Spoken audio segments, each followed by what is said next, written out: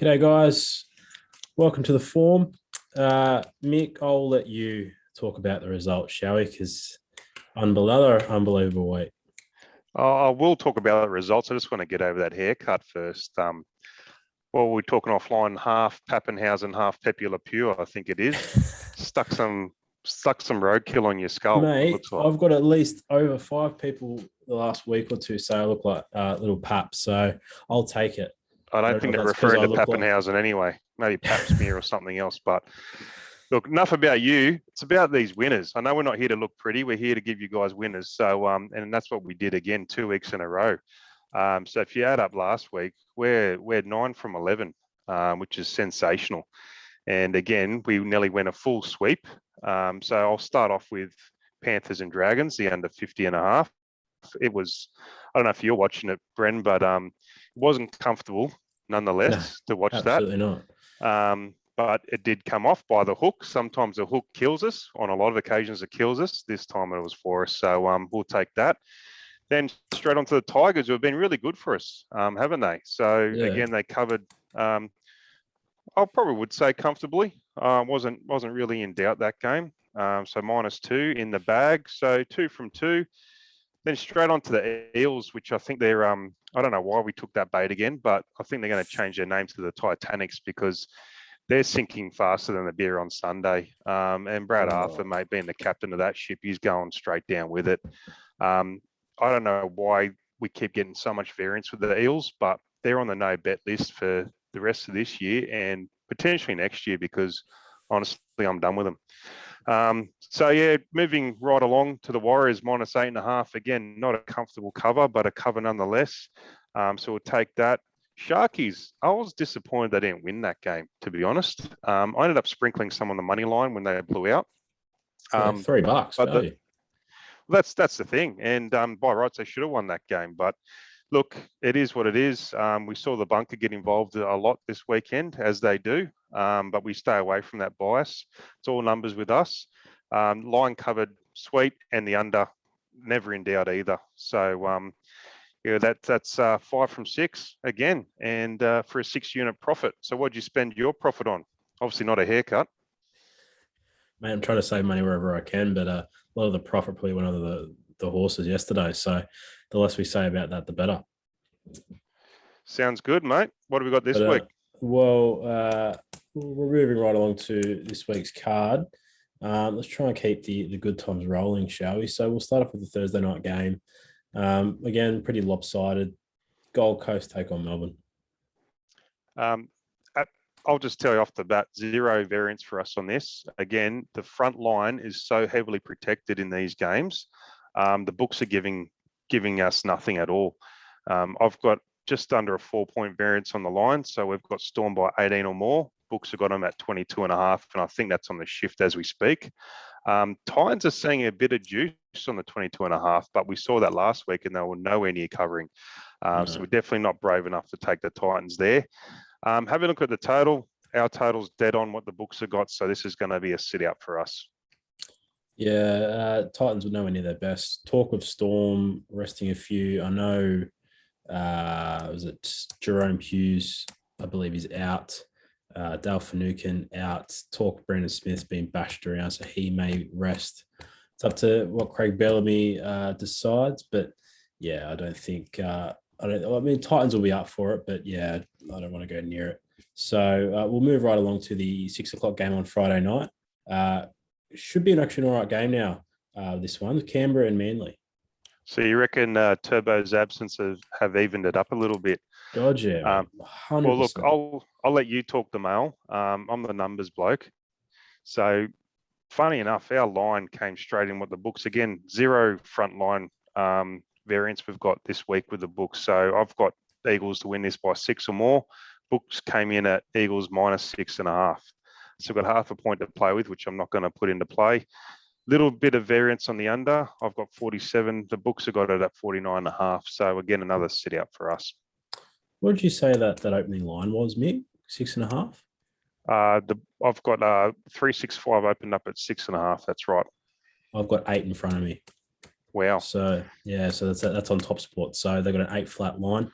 The -8 is being juiced towards Manly. So Manly currently -8 at $1.85. So that could shift out. I think public money will still think that even without the turbo effect, I think money will hit Manly. So it could produce a bit of value for the Raiders. But we'll see how that one plays out during the week. All right, moving on to the blockbuster game of the round. Penrith take on Souths. I'm looking forward to this one. And we do actually have a play which will make it even better. So we've got the Panthers by 7 or more with a total of 45. The books open up Panthers at -3, then it dipped to -2. So obviously some early money's coming in on the bunnies at the moment. I'll let you fill me in if that's changed again since we looked at it this afternoon. The total is 48.5, so they're not giving us 50s anymore, which the Panthers have been covering unders for us since the dawn of time. So it's disappointing that we've got no variance on the under this time. But there is enough variance for us to take the Panthers at -2.5 for our first play on the board. Yeah. Big news for Penrith. Fisher Harris is back training. Tavita Pangai Jr. is back training. Capewell comes back in. Aki Coruscant comes back in. No other injuries to mention. Cleary came through all right. Fish unlikely to play this weekend, according to Ivan Cleary. Tavita Pangai Jr., however, should be available to play, but you never know with Fish. He works hard. He's worked hard in his quarantine, so he could be raring to go, and he'd be a massive inclusion. So, but in saying that, there is no hotter team in the comp right now apart from Souths.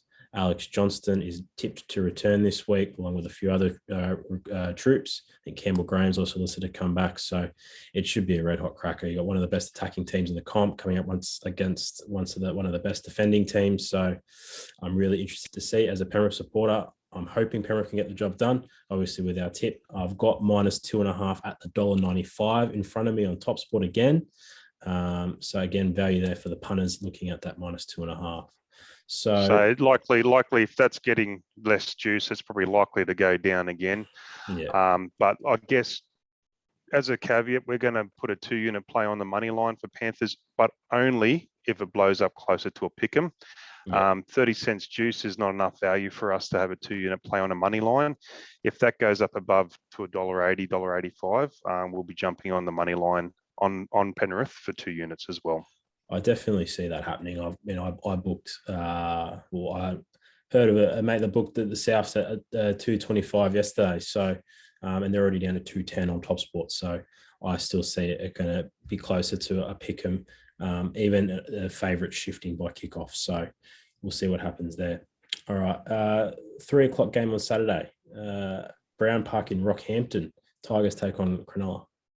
It's probably going to be the only exciting thing happening in Rockhampton at all, mate. But look, we've got Sharks to win this by 3 or more. The books are Sharks -4.5. So 1.5 points there is not enough for us to make a play on the line. The total 47, and the books have opened up the total at 50.5. I think that's going to start to drop. No variance on this one for us, so we'll sit it out. Yeah, sounds like a plan to me. All right, 5:30 game. I think we might have a play on this one, Mick. Dogs v Knights. Definitely do have a play, and I guess we do get a bit nervous with totals on these type of games. Given there's no consistent strategy that these teams do bring to the table, but we follow the variance, and the variance is there, and the variance is with the total. So we've got a total of 42. Our numbers. The books are coming in a whopping 52.5. So they think it's going to be a high-scoring game. No variance on the line. We've got Knights to win this by 16 or more. A lopsided affair probably does go in our favour, like a 36-6 or 36-10. We'll still cover that under. The books have opened up the Knights at -14.5, so we'll take the under. It's going to be our first 2-unit play on the card. So Knights, Dogs under 52.5. 2.5. And just to add to that too, we were talking offline. The books are very protective. I'm just finding this round because I couldn't even get our 2-unit play down in full. So yeah, we had to spread that across a couple of books. You sure that's just not because of your deposit limits because you're betting on too much golf, or? No, it's Dap Day Dogs, I think. All right. Speaking of the old no bet list, 2 teams that could feature quite heavily on it: Para and the Cowboys. As I said, Cowboys versus the Titanics, mate. We're not going to touch them with a stick anymore. They're trying to get us to take the bait again. So our numbers have got Eels to win this by 18 plus, and I bet you they bloody do this time, to be honest. But I don't care because my money's not going on that shit team. Not for this year, probably not next year, not this century. The total, though, there is a bit of variance on the total. So our total came in at 45 points. They've opened up a whopping 52.5. So again, they think it's going to be a score fest. I'm not sure if there's any mail on players from your end, but that's enough to put the Cowboys and Eels under 52.5 on our card for a unit. Well, considering the Eels' lack of ability to score points, lack of ability to run the ball in general, but lack then you of never knowing know how to play rugby league in general. Yeah, that's a fair point. So fingers crossed this isn't the round that they click back into gear and play how they were at the start of the year. But the way things are going, I don't see it happening in a week. So, but at the end of the day, coaches are in there in the inner sanctum. We're out here punting. So we'll see what happens, but we're going to trust the data. And the data is telling us that the under is going to be the best play. So we'll hit that for a unit. Okay. The first of the Sunday doubleheader, St. George take on the Roosters. Just a news flash for everyone. Get on this line really quick. So the books have got Roosters minus 10.5 with 365 who have been left stale with a bit of juice. I've looked everywhere else. I can only find 12.5 or above with every book. So you can get Roosters minus 10.5 with a bit of juice with 365, not for very long. We've got Roosters winning this by 15 plus with a total of 44. Books are at 49.5. So we'll be taking the Roosters minus 10.5 with 365 for a unit. Yeah, I've got minus 12.5 in front of me as well. So that seems to be the common consensus around all the books. So yeah, listen to Mick, have a crack. Okay, last game, Sunday, 4:00. Bit of action on this game already, I believe. Broncos and Warriors. Yeah, bit of movement on the line. So we've got the Warriors to win this comfortably by 10 points or more with a total of 46. So I believe they opened the Warriors up at minus 1.5. So I'm not sure if the apprentice is doing his rounds again because that's quite a big variance from our numbers with a total of 52.5. So we've got a bit of variance on both the line and the total. We are going to take the Warriors minus 1.5 on our card for a 2-unit play. Again, like the Panthers, if we see the money line creep up a little bit more, closer to $1.90, there's going to be a 2-unit play on that because I can see some money coming in from the Broncos late. So again, if that money line creeps up, we're going to have a 2-unit play on the money line for the Warriors as well. Yeah, I've got no juice in front of me just as yet. So currently $2 for Bronx, 180 for the Warriors. So could very well come down. It could very well go more in the Warriors' favor. So we'll see closer to kickoff. That is on Sunday. There's 6 days until kickoff. So it's a lot of time for the public to shift that market. So and it'll be a potential first for 3 2-unit plays. We've never had that on the card before. So again, just to watch, be disciplined with it. Make sure it does creep up. Yeah, so 3 2-unit plays, you reckon? Wow. All right, let's go through those bets again for us, Mick. Okay, so we got Panthers minus 2.5 at even money with Neds or Laddies for a unit. Again, watch if that does creep up closer to a pick'em, which $1.90 that is on the money line for the Panthers. If it does hit the $1.90 or close to it, that's a 2-unit play on the money line as well for us. We're then moving to the Knights and Dogs under 52.5 as our other 2-unit play. Cowboys, Eels under 52.5 for a unit. We've got Roosters minus 10.5 if you can still find them for a unit. Look, that's going to be good up until the 12. I wouldn't go any more than that. And then we've got Warriors minus 1.5 for another 2-unit play. Again, watch that money line. We'll smash that money line if it goes up closer to a pick'em as well. Very good. All right, we'll post them to our socials later on in the evening for you to have a look at. In the meantime, thanks again for your support. Please keep following our page. Please keep subscribing to our channel and interacting with our posts. So we really appreciate it, guys. And once again, let's hope for another big week, Mick. Yep, and go fix that hair, brother. At least I have hair, champ. All right. Thanks a lot, guys. We'll see you next week. Best of luck, guys.